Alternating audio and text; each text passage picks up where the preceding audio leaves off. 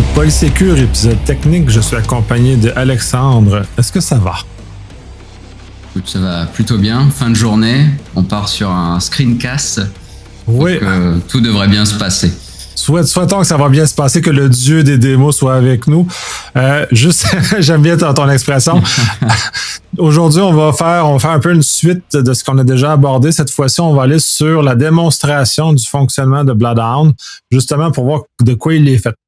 Pour définir les expectatives, on n'ira pas dans un cas d'une démonstration réelle, mais on va vraiment passer à travers l'interface, qu'est-ce qu'il fait et comment il fonctionne, justement pour qu'on puisse s'approprier cet outil-là, justement pour qu'on puisse l'intégrer dans nos interventions quand nécessaire. Absolument, c'est sûr que c'est un sujet très intéressant qu'utiliser Bloodhound dans le cadre d'un test d'intrusion, mais ici on va rester, je vais dire, un petit peu basic sur l'utilisation de Bloodhound. Donc là, je suis dans une Kali à jour. Et donc par défaut, quand on installe Kali, normalement Bloodhound n'est pas installé. Ici, j'ai une version préinstallée que vous pouvez installer avec le gestionnaire de paquets intégré. Donc on voit ici là le Bloodhound. Donc faire un apt install Bloodhound devrait suffire pour installer donc Bloodhound, l'outil qui va être en fait l'interface graphique, et Neo4j qui est la base de données qui va stocker les informations. Pour démarrer la base de données, c'est relativement simple. Pensez juste à faire un sudo, sinon ça ne fonctionne pas. Donc sudo neo4j start. Hop. Et normalement, on est en business. Ça va prendre quelques secondes. Voilà. Donc là, après, pour lancer notre Bloodhound, juste entrer Bloodhound. Et l'interface devrait démarrer. Alors juste peut-être une petite information, quand on va l'installer pour la première fois, il va falloir changer le mot de passe. Le mot de passe, pour le changer, cela se fait dans l'interface navigateur. Donc là, si je reviens sur ma fenêtre, on voit ici que l'interface de Neo4j est accessible sur le port 7474. Donc théoriquement, à la première exécution, vous allez username, password, ça va être Neo4j. Et ils vont demander à ce qu'on change ce mot de passe. Là, je peux juste rapidement le montrer à la limite. Hop. Je vais me connecter. Et on va avoir l'interface en fait via le navigateur. Donc on peut faire évidemment des queries directement dans le navigateur, mais ici nous on va vraiment travailler sur Bloodhound. Donc voilà, c'est rien de bien compliqué. Normalement à la première connexion, automatiquement on va vous demander de changer le password. Donc ici j'ai aucune interrogation, mais c'est tout à fait normal.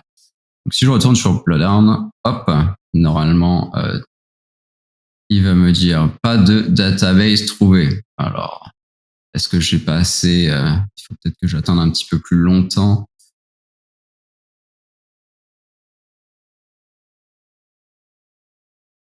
Et voilà. J'espère que comme tu disais tout à l'heure, le dieu des démos sera avec nous. J'ai rien prévu en backup, mais voilà, c'est bon. De toute apparence, il est avec nous, il y a un petit crochet vert. Voilà. Donc en effet, quand on démarre la base de données Neo4j, c'est excessivement lourd. Hein. Faut savoir, ça peut prendre du temps dépendamment des ressources. Ici, je suis dans une machine virtuelle avec pas forcément énormément de mémoire, donc il est un petit peu capricieux. Mais là, ça va fonctionner. Donc ici, on va être dans l'interface de Bloodhound. Évidemment, je n'ai absolument aucune information et je peux pas vraiment uploader de fichiers Bloodhound capturés avec les collecteurs, donc Sharphound, parce que je risque de violer des NDA de mon côté, tout simplement. Mais pour les gens parmi nous qui voudraient tester Bloodhound sans forcément avoir accès à un Active Directory avec plein d'informations déjà préconfigurées, etc., il faut savoir qu'il existe. Alors si je vais sur le repo de Bloodhound sur GitHub. Il y a 2 choses qui sont relativement intéressantes. Si vous avez des machines virtuelles, vous êtes en mesure de spinner des machines virtuelles, la possibilité d'utiliser Bad Blood. Donc en fait, Bad Blood, c'est un script PowerShell qui peut être exécuté sur un domaine contrôleur de test et qui va provisionner des groupes, des utilisateurs, des GPO un petit peu random. Donc ça, c'est sous réserve d'avoir une machine virtuelle sous la main. Alors, on peut en télécharger sur le site de Microsoft. Ici, je vais prendre la méthode un petit peu plus rapide, qui est en fait le database generator, qui est fourni par l'équipe qui gère Bloodhound. Donc, si on va dans la racine du repo, on a quelque chose qui s'appelle Bloodhound Tools. Juste ici, hop, voilà. Bloodhound Tools. C'est un petit peu désuet, je dirais. C'est quelque chose qui n'est pas vraiment maintenu, mais qui fonctionne. Donc, on a Bloodhound Tools et il y a quelque chose qui s'appelle DB Creator qui va nous permettre de générer une base de données pour Bloodhound pour qu'on puisse travailler avec ou au moins tester l'outil. Donc, c'est ce que je vais faire ici. Ça va être beaucoup plus rapide. Donc, je vais d'abord quitter Bloodhound. Je vais aller dans mon download. Je l'ai déjà téléchargé. Je dois avoir un Bloodhound. Tu as vraiment fait tes offrandes au dieu des démos. Fait, je pense que ça va bien marcher. J'ai pas pris de risque de mon côté. Petite parenthèse pour ceux qui nous écoutent et qui voudraient tester cet outil de génération, il faut savoir que la version que l'on peut cloner sur Bloodhound Tools est un petit peu buggée. Il faut aller dans les issues GitHub. Il y a quelqu'un qui propose une alternative. Alors, c'est pas le sujet ici. Je vais pas montrer comment j'ai débugué ça. Mais en fait, quand on va dans les issues de GitHub, la personne propose de télécharger un patch fixe et puis qui devrait corriger le problème. Donc là, je vais juste rouler l'outil DB Creator. Voilà. C'est relativement simple. Il va vous demander de vous connecter à Bloodhound. À Neo4j, puisque ça va être feedé dans Neo4j. Je vais faire connect. À savoir, encore une fois, plutôt faire dbconfig quand on va runner, exécuter l'outil pour la première fois. Moi, j'ai utilisé tous les passwords et tout par défaut, donc ça fonctionne naturellement. Si c'est pas votre cas, il va falloir utiliser dbconfig. Je vais mettre même un petit domaine. On va faire un set domain polysecure.ca et je vais faire un clear engine rate qui va commencer à provisionner la base de données. Donc ça prend quelques secondes. Puis au moins on a une base de travail pour explorer l'outil de manière assez simple et sans avoir installé tout un parc de VM.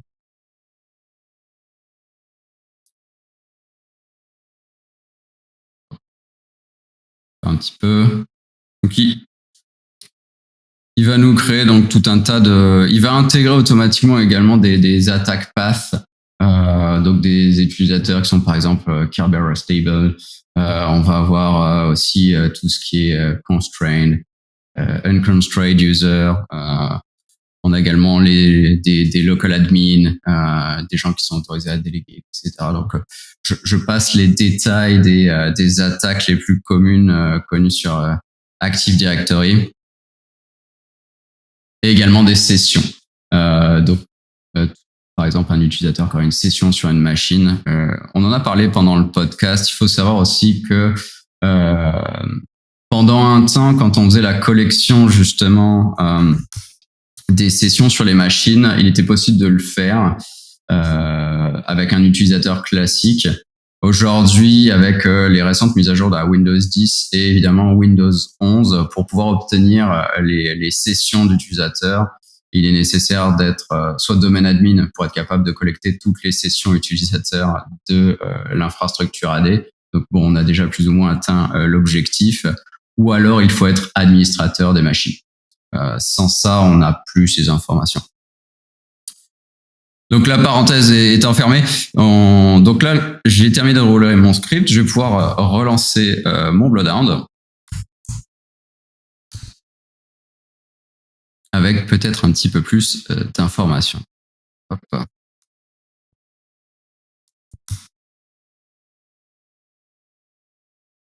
Donc par défaut, Bloodhound va nous afficher les utilisateurs qui sont domaine administrator. Si tout se passe bien, encore une fois, je croise les doigts. Oui, c'est bon. Je ne sais pas si on voit bien mon écran. Donc ici, on a donc un premier graphe avec les utilisateurs qui font partie du groupe domaine admin. Donc ici, à partir de notre interface, on va pouvoir naviguer. Donc déjà dans les menus qu'on trouve en haut, on a un espèce de petite burger qui va nous afficher en fait déjà les informations de la database. Donc ici, on va avoir le nombre de sessions que la database contient. Donc les utilisateurs ayant une session sur des machines, les usagers, les groupes, machines, OU, etc. C'est également ici, dans cette première tab, qu'on va pouvoir nettoyer la base de données, donc là, le clear database, c'est-à-dire qu'une fois que vous avez terminé un test ou un CTF, c'est ici que vous allez pouvoir notamment supprimer tout simplement la base de données pour pouvoir en importer une nouvelle. Théoriquement, lorsque vous allez faire un pen test, la base de données en fait Active Directory, enfin l'intégralité de l'AD va être capturée dans un fichier zip qui contient différents fichiers JSON qui contiennent eux-mêmes en fait les OU, les usagers, etc. Donc ici, il y a un petit bouton à la droite qui est Upload Data. Donc quand on clique dessus, ici, on va pouvoir ouvrir notre fichier zip pour pouvoir feeder Bloodhound avec les informations qu'on a collectées. Petite note sur ces fichiers-là, il faut savoir qu'aujourd'hui, Bloodhound est décliné en plusieurs versions. On a les versions un petit peu obsolètes. Puis aujourd'hui, on est rendu à la 4.3. J'ajoute d'ailleurs un petit point, quand vous installez Bloodhound sur Kali, vous n'avez pas forcément la dernière version de Bloodhound disponible. Par exemple, aujourd'hui, on est à la 4.3 qui a été release la semaine dernière. Ici, j'ai installé ma Kali il y a peut-être une semaine et je roule, je pense, encore la 4.2. Oui, voilà. Version 4.2. Alors, c'est pas grave. Cependant, certains collecteurs ne sont pas compatibles avec le corrélateur qui est Bloodhound. Donc, si vous collectez, par exemple, de l'information avec un collecteur qui date de la version 3.0, les informations vont pas être digestibles, si je puis dire, par les versions plus récentes de Bloodhound. Et l'inverse est également vrai. Donc c'est-à-dire que des informations plus collectées avec une version plus récente du collecteur ne seront pas forcément digestibles par des versions antérieures de Bloodhound. Donc c'est juste faire peut-être attention à ça, toujours garder les mêmes versions. De toute façon, lorsqu'on va télécharger Bloodhound depuis le repository, l'équipe qui développe l'outil fournit également les collecteurs à jour qui permettent de ramasser l'information. Le seul outil qui n'est pas fourni, c'est la version Python, puisqu'on a des collecteurs en PowerShell, en C#, mais il y a également une version Python qui n'est pas officielle, mais qui est très très bien maintenue et que j'utilise de manière assez régulière, car c'est plus facile, je dirais, d'utiliser celle-ci. Donc, n'hésitez pas à l'utiliser. Donc, sur ce, ici, on va avoir donc les informations à propos de la base de données. On va également avoir un onglet juste à côté qui est l'information du node. Donc, c'est-à-dire que quand je vais cliquer sur un nœud, donc ça peut être un utilisateur ici, je vais avoir les informations relatives, par exemple, à cet utilisateur. Donc, le dernier changement de password, la dernière fois qu'il s'est connecté, est-ce que c'est un compte activé? Ça peut toujours être des informations intéressantes avant de tenter, par exemple, de brute forcer le password d'un administrateur non actif. C'est inutile. Donc, ce genre d'informations. On va également avoir tous les groupes membership, les droits d'admin locaux. Donc, évidemment, ici, je suis sur un DA, un domaine admin, donc je suis admin un petit peu partout, par défaut. également les machines vers lesquelles je peux faire du remote desktop. Là, on a les constraint delegation privileges également. Tous les objets sur lesquels j'ai un contrôle. Qu'est-ce que ça veut dire? Tout simplement, par exemple, si j'ai un generic all qui me permet, par exemple, d'avoir les pleins pouvoirs sur une OU, un groupe, etc. Également, les contrôles qui m'impactent. Le dernier, qui est probablement le plus intéressant et sur lequel les gens le cliquent le plus, c'est Analysis. Donc ici, en fait, ce sont toutes les requêtes par défaut qui permettent de découvrir des informations sur les chemins d'attaque Active Directory. Donc ceux-là sont déjà fournis dans l'outil Bloodhound. Donc on a les classiques. Ici, on a bien sûr la query qui a été faite par défaut, c'est le Find All Domain Admin. Donc si je reclique dessus, je retourne sur la même page. On a le Map Domain Trust qui permet, dans le cadre où vous auriez une forêt avec plusieurs domaines, sous-domaines, de voir les relations en fait de confiance entre les différents AD. Ici, c'est un AD unique, un domaine unique, donc je n'aurai pas d'informations. On a également les Find Computer with Unsupported Operating System. Donc ça, c'est très intéressant pour aller chercher, par exemple, les Windows XP. Donc je vais pas tous les faire. Il y en a quand même une petite quantité. Je peux en prendre un au hasard. Par exemple, ce qu'on aime bien, on a le Find ASREP Pro Stable Users. Donc ça, c'est les fameux droits alloués à un usager qui nous permettent de récupérer un hash sans avoir d'utilisateur valide sur le domaine. Et sinon, on a le classique Kerberos Stable Accounts, donc qui nous permettent donc de récupérer les usagers qui sont associés à un ASPN, donc à un compte de service. Là, si je clique dessus, je vais avoir quelques utilisateurs. Donc, si j'ai un compte évidemment sur le domaine, je serai capable de récupérer un hash que je pourrais casser offline, par exemple sur cet usager-là. Si je clique dessus, je peux avoir ces informations. Donc, on voit qu'il a 2 sessions actives. Donc, les sessions, c'est là où il est authentifié sur un ordinateur. Donc, si je clique dessus, normalement, je vais automatiquement avoir les informations. Alors, peut-être, ce sera visible. Donc, par exemple, je suis connecté ici sur un ordinateur qui s'appelle Comp 00301 et un autre 00445. Et ici, on a la relation. Je vais zoomer encore un petit peu. Hop, as session. Là, quand on a ça, c'est sûr que c'est peut-être pas très clair pour quelqu'un qui fait pas forcément du pen test day to day, mais l'avantage de Bloodhound est une facilité que peu de gens connaissent ou n'utilisent pas. C'est quand on clique droit sur un lien, on a le help. Et en fait, le help vous explique ce que c'est. Et ça, c'est vraiment super intéressant parce qu'il vous explique également comment on peut abuser de ce lien. C'est-à-dire, on a une relation entre un utilisateur et une machine. Mais qu'est-ce que ça veut dire as session? Je sais pas trop. Donc là, on clique dessus. On va avoir une petite description générale de ce que c'est. Et on a un onglet abuse qui nous explique, voilà, qu'est-ce que ça implique que cet utilisateur ait une session sur cette machine. De manière générique, je vais pas détailler ce qui est écrit, mais c'est par exemple si vous avez, vous, avec un autre utilisateur, des droits admin sur la machine sur laquelle cet utilisateur a une session, on pourrait éventuellement pouvoir voler ses credentials, son HNTLM, usurper son identité. Donc, on a tout ce qui est token impersonation. Donc ça, c'est relativement intéressant.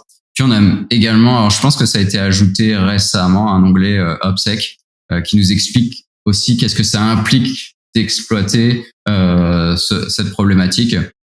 Donc là, par exemple, on voit en effet un produit, un EDR serait en mesure de voir qu'on tente d'injecter des choses dans LSAS ou de récupérer des informations depuis LSAS. C'est relativement intéressant. À savoir que toutes les descriptions des liens qu'on a entre les différents objets sont dans la documentation Bloodhound. C'est-à-dire que vous pouvez aller sur le wiki et tout ça c'est décrit. C'est pas obligatoirement. Il faut regarder ça via Bloodhound. Mais donc relativement intéressant. On a également autre chose, si je regarde un petit peu plus près cet usager qui est visiblement Kerberos Stable, on voit qu'il a des high value targets. Alors, ça c'est un autre point qui est relativement intéressant. Donc, si je regarde high value targets, c'est-à-dire toutes les OU ou groupes qui sont flagués automatiquement par Bloodhound comme high value target. Alors, il y a aussi probablement beaucoup de gens qui ne redéfinissent pas ce que sont les high value targets. Il faut savoir que dans un pentest, il est vrai qu'on tente toujours d'aller vers le domain admins, mais c'est pas forcément l'objectif. Il y a peut-être un groupe custom créé par le client qui s'appelle Flag, par exemple, qui veulent qu'on accède ou qu'on compromette en tant qu'objectif du mandat. Et ça, Bloodhound, par défaut, ne sera pas capable de dire c'est une high value target. Comment fait Bloodhound pour déterminer ça? C'est juste, il va utiliser les groupes par défaut. Donc, par défaut, évidemment, il va flaguer domain admin comme high value target. Il va flaguer le domaine controller comme high value target, etc. Mais vous avez peut-être des objectifs différents. Ça, c'est très, très facile de le modifier. Il suffit de cliquer droit sur un objet. Et en fait, on peut le dire mark computer as high value. Donc là, automatiquement, on va pouvoir ajouter en fait à la liste des joyaux entre guillemets cette machine-là spécifiquement. Autre petit point d'ailleurs qui est très très important, lorsqu'on compromet une machine, un groupe ou un utilisateur, on a également la possibilité de faire des mark as owned. Donc c'est des utilisateurs qu'on a compromis, enfin des utilisateurs ou des groupes ou des machines. C'est important de le spécifier parce qu'en fait, dans justement les requêtes d'analyse faites par Bloodhound, on peut dire voilà, depuis les objets ou les groupes que j'ai compromis, est-ce que je peux atteindre quelque chose de supérieur? Est-ce que je peux faire une escalade de privilèges? Est-ce que je peux atteindre les privilèges de domaine admin? Donc toujours penser à faire des marques user as own, par exemple, pour avoir une petite tête de mort qui s'affiche et qui indique que cet utilisateur a été compromis et qui va nous aider après dans la suite de l'analyse. Donc, c'est vrai que Bloodhound est assez magique, mais il fait pas tout seul. Donc là, si je regarde un petit peu ce qui a été affiché, donc là, je vois que mon utilisateur, qui est celui-ci, est membre d'un groupe qui s'appelle IT00232. Il est admin d'un ordinateur qui s'appelle comp00110. Et on a un domaine admin qui a une session sur cette machine. Donc on voit déjà le chemin un petit peu se dessiner. Ok, donc je suis administrateur sur cette machine. Je peux éventuellement aller exécuter du code sur celle-ci qui va aller faire un dump du LSAS qui va éventuellement me permettre de compromettre le compte d'un DA. Donc c'est toute l'idée derrière finalement Bloodhound, c'est de dessiner en fait ces chemins d'attaque qui sont excessivement difficiles à déterminer par un administrateur Active Directory, puisque pour ceux qui ont déjà vu une interface AD, c'est très sobre. On voit des listes de groupes, des listes d'usagers, des listes d'OU. C'est quand on a des milliers de machines, c'est excessivement délicat de déterminer où est-ce qu'on a fait une erreur, où est-ce qu'on a des privilèges qui sont restés et qui devraient pas être là, etc. Donc c'est pour ça aussi qu'on recommande aux administrateurs de rouler Bloodhound. Hein, ça n'affecte en rien les performances du réseau. Hein, le contrôleur de domaine reçoit des milliers de requêtes de toute façon tous les jours. Donc de faire une petite exécution de Bloodhound, enfin de Sharphound sur son AD peut permettre de découvrir ce genre de problématiques. Ouais, c'est d'ailleurs quelque chose que je recommande beaucoup. J'ai certains clients qui ont adhéré à cette recommandation-là, qui se sont déployés un environnement comme ça qui leur permet justement de raffiner leur sécurité d'AD justement pour pas échapper des morceaux qui auraient été impossibles à visualiser autrement que par ça, parce que comme tu dis, c'est assez complexe. Là, ça, c'est un petit, mais quand on parle d'un setup de plusieurs dizaines de milliers d'objets, on est dans un univers beaucoup plus compliqué à manœuvrer et beaucoup plus difficile à trouver ces petites erreurs-là. Absolument. Il existe également une version, alors je n'ai jamais utilisé une version entreprise de Bloodhound qui semble être un petit peu plus avancée, permettant de gérer des environnements beaucoup plus gros. Mais pour être honnête, j'ai jamais testé. Peut-être qu'un jour j'aurai un retour d'expérience là-dessus, à savoir si c'est vraiment intéressant pour quelqu'un de faire usage de la version payante, puisque c'est un service payant. En tout cas, dans des AD contenant, je pense, quelques milliers de machines ou quelques milliers d'objets, je dirais, ça peut suffire. Ici, par exemple, j'ai généré, je pense que par défaut, c'est quelque chose comme 500 objets. Donc, c'est intéressant déjà en petite, moyenne entreprise. Et ça s'exécute très bien sur une petite VM. Donc, je vais peut-être aborder également un point intéressant, c'est comment aller plus loin avec Bloodhound. Alors c'est vrai qu'on a toutes ces default queries, donc ici tout ce qui est privilège dangereux, on va avoir tout un tas de requêtes prédéfinies. Par exemple, ici trouver les ordinateurs sur lesquels les domain users peuvent lire les password labs, les passwords d'administration des machines.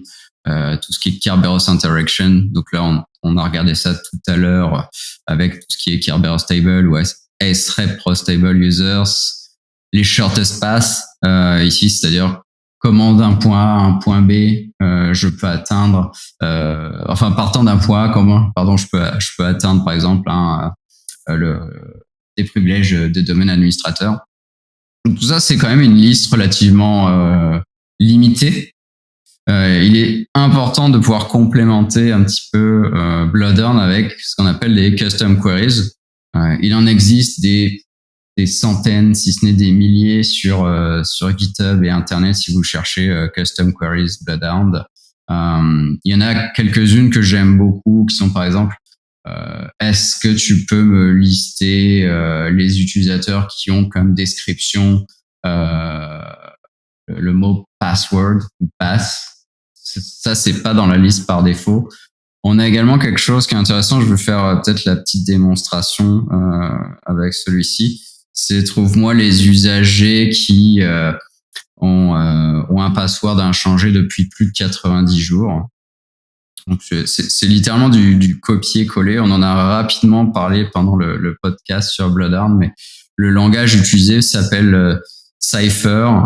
C'est utilisé par Neo4j. Je suis pas particulièrement fan d'apprendre le query language. Il est relativement simple, d'apparence simple, mais j'ai pas été plus loin que de faire du copier-coller des gens qui sont plus intelligents que moi.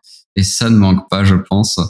Donc ici, vous avez le petit tab qui s'appelle Raw Query, dans lequel on va pouvoir entrer la query. Donc ici, c'est un peu un select, find, select where, etc. Ça ressemble évidemment beaucoup à du SQL classique.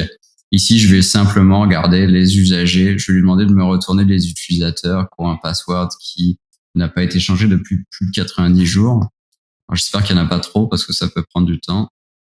Bon, il y en a quelques-uns. Donc, si je clique sur un, on va quand même valider qu'il m'a sorti quelque chose de valide. Donc ici, on a password last change 2022. Donc, on est plutôt bien. Alors, c'est sûr que c'est des one-time queries. Ce qu'on peut faire, c'est en ajouter dans Bloodhound. Donc, c'est très, très simple. Ici, dans Custom Queries, on a un petit crayon juste à côté. Je peux ajouter ma query. Je vais mettre pwd last change.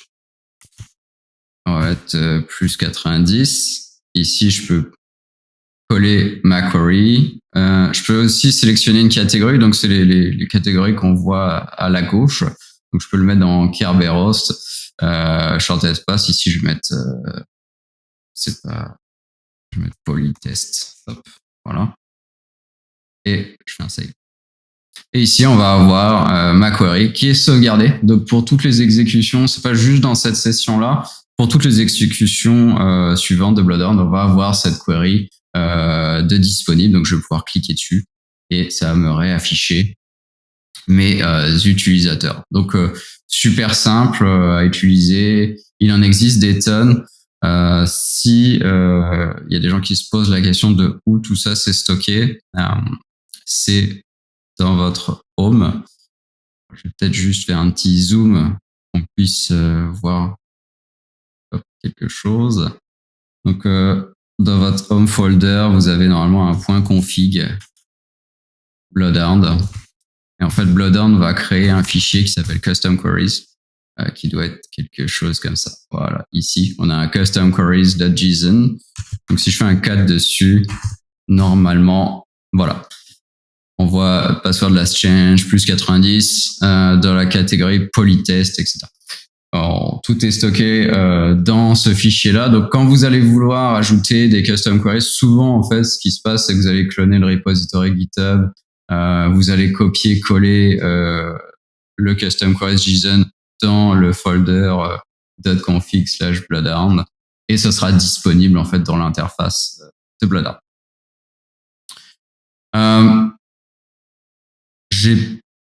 J'ai pas mal fait le tour, je pense, de mon côté, Nicolas Luc. Je suis désolé, j'ai l'impression de faire un monologue en plus quand c'est un screencast, plus que quand c'est un podcast. Je m'en excuse.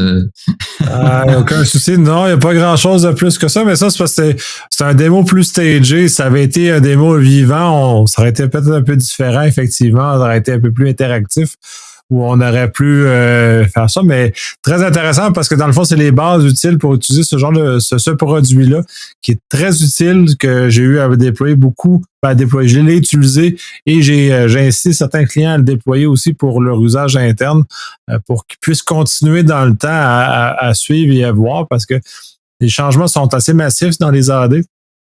C'est pas grand-chose pour faire un changement qui va nous amener à ouvrir un chemin, justement, ceux qui permettent de voir le chemin le plus rapide pour atteindre le domaine admin, ce qui est généralement le drapeau qu'on essaie de ramasser le plus vite possible, et que les malveillants aussi vont essayer de ramasser. Fait qu'eux autres mêmes vont aller chercher ce genre de façon plus subtile, mais heureusement ou malheureusement, ça ne sais pas comment on regarde ça, pour aller chercher ce genre d'informations-là, mais de l'avoir en main, puis justement de couper les ponts avant que quelqu'un d'autre les emprunte, est toujours d'une très grande utilité. Oui, absolument. Puis, je pense que de toute façon, de manière générale, Bloodhound est quand même un outil, en plus d'être excessivement utilisé, il est très très simple à utiliser. Je fais une rapide démo de comment ça fonctionne, mais je pense pas que j'ai appris grand-chose, en tout cas aux auditeurs de Polysecure. C'est quand même quelque chose d'assez classique. Je pense que les deux key points que j'ai et que j'aime toujours à rappeler, peut-être aux gens plus jeunes ou qui commencent justement le test d'intrusion, c'est surtout cette fameuse feature help dans Bloodhound qui permet en fait de comprendre une relation entre un objet A et un objet B. Ok, j'ai comme une connexion qui s'appelle as session ou delegate to ou generic all. Qu'est-ce que ça veut dire? Donc c'est vraiment faire un clic droit help. On a littéralement la réponse du comment exploiter ce lien-là, si c'est possible. Et puis c'est les custom queries. J'avoue que c'est quelque chose que moi personnellement j'utilise énormément, puisque il faut être honnête, on nous offre un panel quand même intéressant de requêtes par défaut dans Bloodhound. Il y en a beaucoup qui sont très intéressantes et des classiques comme des utilisateurs qui n'ont pas changé de mot de passe depuis 1 an. Je vais sortir une liste de ces utilisateurs. Je vais pouvoir également faire peut-être un password spraying sur ces usagers-là, puisque ils n'ont pas changé depuis très longtemps leur mot de passe. On a également les descriptions des usagers. C'est un grand classique qu'on voit malheureusement encore trop souvent, où on a des usagers de test avec des droits admin et puis dans la description c'est écrit le mot de passe et password 1, 2, 3. C'est du vécu, c'est terrible, et puis c'est un DA facile, et c'est dommage. Donc oui, pensez à utiliser des requêtes, custom. Encore une fois, il en existe des tas sur Internet. Je pense juste taper dans le moteur de recherche favori et puis vous allez trouver de quoi. Ou à demander à ChatGPT de vous en écrire une peut-être, vu que c'est un peu la mode. Ouais, on sait pas des fois, puis il faut faire attention parce que ChatGPT, des fois, il va halluciner un peu, fait que faut pas nécessairement se fier comme étant une ultime vérité ce qui sort de là, mais bref, c'est un complément des outils pour un administrateur de domaine ou tout le monde qui travaille en sécurité dans un contexte de domaine. Il touche un peu Azure aussi à certains égards aussi, donc aussi là, on est de plus en plus, on est en train de migrer. Ces éléments-là deviennent aussi intégrés dans l'interface de visualisation. Puis c'est d'autant plus facile de travailler dans un environnement comme ça, justement, pour trouver l'information juteuse qu'on a absolument besoin pour faire notre travail. Puis ça remplace. Puis tu sais, moi, j'ai des plus vieux outils dans le temps où on n'était pas dans des Active Directory où ça commençait là, avec des IANA de ce monde, de très vieux outils qui réussissaient à faire un peu les mêmes genres de choses, moins sophistiqués. C'est le fun qu'il ait migré et qu'on a maintenant d'autres outils qui sont adaptés absolument. à la modernité. Là. Je pense à quelque chose aussi, peut-être un petit trick ou tips. C'est vrai qu'ici, j'ai pas forcément énormément de machines ou d'usagers. L'interface peut être très longue à charger, la base de données est relativement lente. Hein. Après, encore une fois, il est toujours possible d'ajouter des ressources à la machine que vous utilisez. Mais il est possible de sortir du texte directement via l'interface web. Donc, par exemple, ma fameuse liste d'usagers qui n'a pas changé son mot de passe depuis plus de 90 jours, au lieu de sortir un graphe de 10 000 objets qui va mettre des millions d'années à charger dans ma petite VM, je peux faire des queries directement dans l'interface. Donc, je vais juste faire un copy-paste de ma requête ici. Appuyer sur le bouton play. Déjà, on voit que ça rame un petit peu, un peu fatigué. Il est temps qu'elle retourne en veille. Parce que ça a fonctionné quand même. Ça devrait pas y avoir trop de problème. Ah là là là là. Ah, une erreur de syntaxe. Ah non, c'est ma faute, c'est ma faute. Voilà. Mais c'est ça, c'est l'autre volet, c'est parce que puis c'est ça qui est important, puis on a peut-être davantage parlé dans le premier épisode, c'est qu'il y a quand même une base de données en arrière dans laquelle l'outil sert à visualiser, mais on est capable, justement, quand on a fait la démonstration, d'utiliser de façon directe les différents éléments qui sont associés, sont quand même présents dans l'interface. C'est vrai que on avait parlé de cet abus de langage, Bloodhound, Sharphorn est vraiment le collecteur, tandis que Bloodhound va être notre agrégateur. Tout est fait en Electron, c'est relativement lourd, mais tout est faisable directement sur la base de données Neo4j. Ici, donc, j'ai mes petits nodes, là, c'est vraiment un abstract de ce qu'on voyait dans Bloodhound. Mais ce qui est intéressant ici, c'est que je peux récupérer en fait directement, alors soit sous forme de table JSON, soit sous forme de texte. Donc ça, c'est pratique dans le sens où je vais pouvoir faire un grep, par exemple, sur le champ username, name, pardon, et faire mon password spraying sur les utilisateurs qui n'ont pas changé leur mot de passe récent. Donc ça peut être également une alternative en disant, au lieu d'avoir cette base de données, cet affichage graphique, est-ce que je peux pas plutôt avoir directement du texte? Alors c'est également possible, hein, on peut faire un export graph. Alors je ne sais plus, on peut l'exporter en image, donc en PNG pour agrémenter vos nombreux rapports. Ou l'exporter en JSON, hein, qui est un format qu'on peut facilement requêter anyway. Mais c'est également possible dans l'interface web. Donc, je m'excuse, je me suis éparpillé, mais juste peut-être un dernier mot là-dessus. Ah, aucun souci. Mais je te remercie énormément, très intéressant. J'espère que pour ceux qui n'étaient pas encore familiers avec cet outil-là, ça va donner justement la chose pour aller l'explorer, les jouer avec, puis justement le fait que tu as démontré qu'il y a des données utilisables sans devoir avoir des données de production et éventuellement masculer avec des données de production pour être capable de travailler avec ces outils-là puis d'adhérer avec ces bonnes pratiques-là pour améliorer la sécurité de tout le monde. Je te remercie énormément. Merci encore. Puis je pense que le next step, ce sera qu'est-ce qu'on fait avec ces infos? Prochain épisode, éventuellement. Ça pourrait être un prochain épisode. Je te remercie beaucoup pour ton temps.